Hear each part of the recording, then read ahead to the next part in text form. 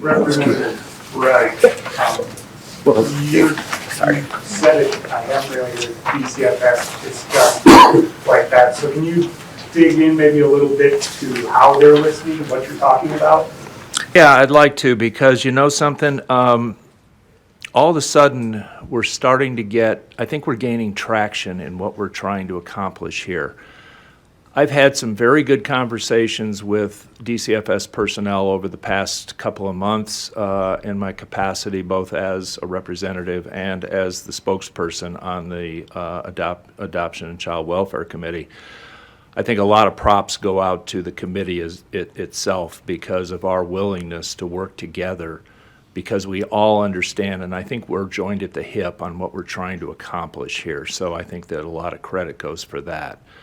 But the agency itself is starting to find common ground with what we're proposing, and I believe that with collaborative effort, that we work together, we can make this happen. We can take this agency from what it is and perceived to be to something that could become a model of child welfare in the United States. But it's, like I said, it starts at the top.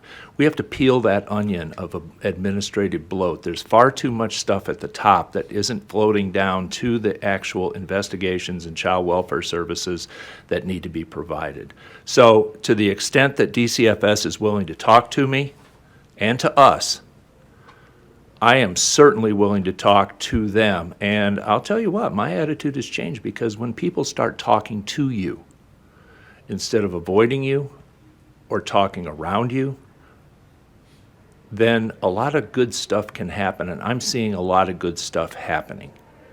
And I'm not going to stop that by being negative about anything having to do with it as long as that conversation continues. Are there any Democrats that are that you're sitting down with and talking to? You bet. The whole committee, our adoption committee. And like I said, there are 102 counties in the state. Not one of them doesn't have an issue with something going on with DCFS. And I get emails from all over the state. I get calls from all over the state, from DCFS workers and from parents who finally know that there's somebody who's willing to return that phone call or that email or sit down and talk with them. And it's happening on both sides of the aisle. I've talked to every member of the Illinois General Assembly in the House side, and there isn't one of them who doesn't want to fix this problem. Will they join you? I believe they will. Yeah. We've done some bipartisan things already, and we're going to continue doing bipartisan things because, again, we're only 40 members here. We're a minority. We're super minority. We can't work without the folks on the other side of the aisle. But you know something? They see the problems as well. And I've come to them with several of the solutions that I've tried to offer. And they go, you know, it's not a bad idea. Let's talk about it. And that's all I can ask. And when you say starts at the top, are you talking about director? Are you talking about the layers of bureaucracy adjacent to the director? I'm really talking both. And let it be plain, I'm not calling for the director's removal at all, because like I said, you know, when the DCFS worked best about 20-some years ago, we had continuity of leadership.